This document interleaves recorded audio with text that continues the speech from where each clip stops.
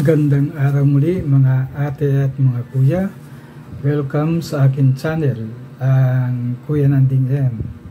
Ang Kuya Nanding M ang tuloy-tuloy na nagbabahagi ng mga karanasan, mga kwento at mga pagninilay na sana'y kapupulutan natin ng aral.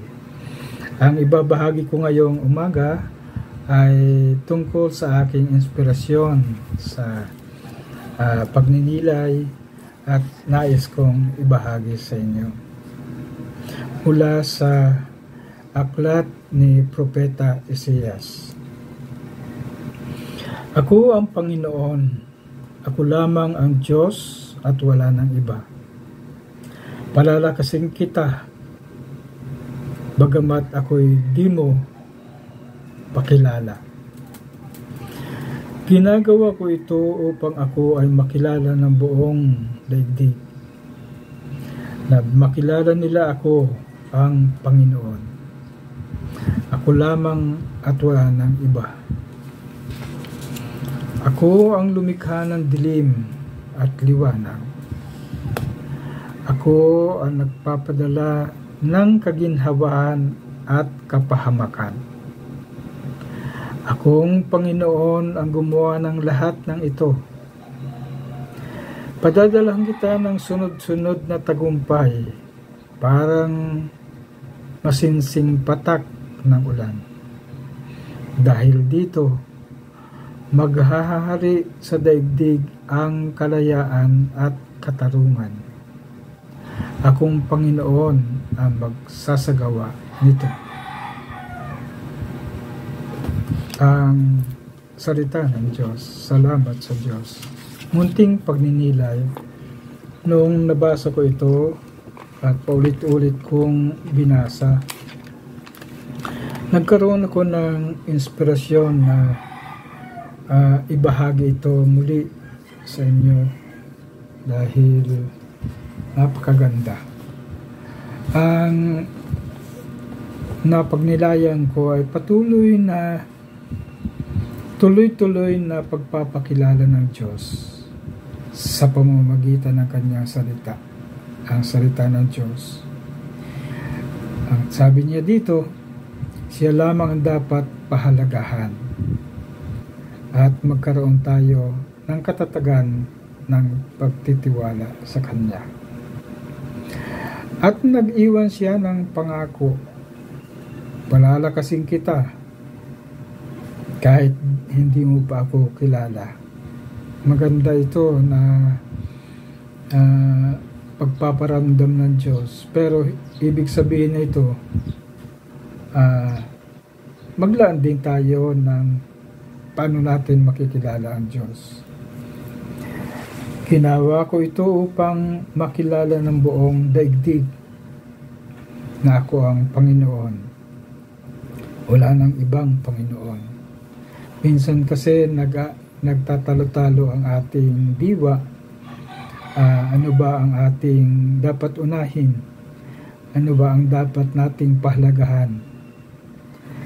Hindi naman ito tunggali sa mga dinadanas natin ngayon na siyempre nangangailangan din tayo ng pang kabuhayan, nangangailangan din tayo ng psychological, at nangangailangan din tayo ng pang-sosyal.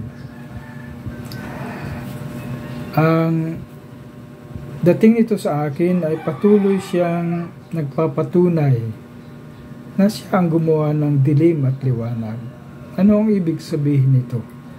Kung nagagawa niya itong lahat ng ito, magagawa pa niya ang iba. At napakaganda ng kanyang tipan. Sabi niya ganon, magpapadala ako ng kaginhawahan at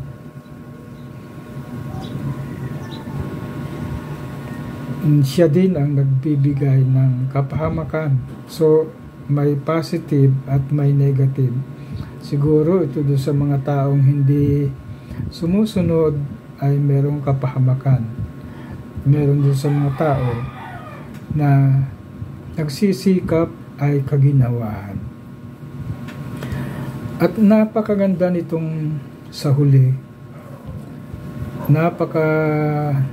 Nagbigay sa akin muli ng lakas. Ito ang kanyang tipan. Padadalhan kita ng sunod-sunod na tagumpay. Parang masingsing patak ng ulan. Dahil dito, sabi niya ganyan, maghahari ang kalayaan at katarungan. Sa akin ay napakagandang inspirasyon ito at sana ay kapupulutan natin ang aral. Kaya ito din ang aking call to action ngayon, na ang ating ginagawa sa kasalukuyan.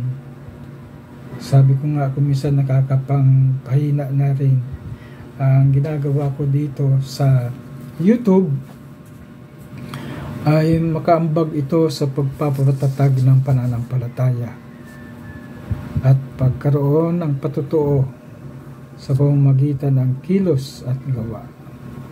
Kaya sa akin nagbigay ito muli ng lakas upang ipagpatuloy ko ang pagbabahagi ng salita ng Diyos sa larangan ng YouTube at doon sa mga nagnanais makinig ng kanyang salita. Kaya naniniwala naman ako sa pangako ng Diyos at sa kanyang tipan na palalakasin at magbibigay siya ng kaginhawahan at tagumpay.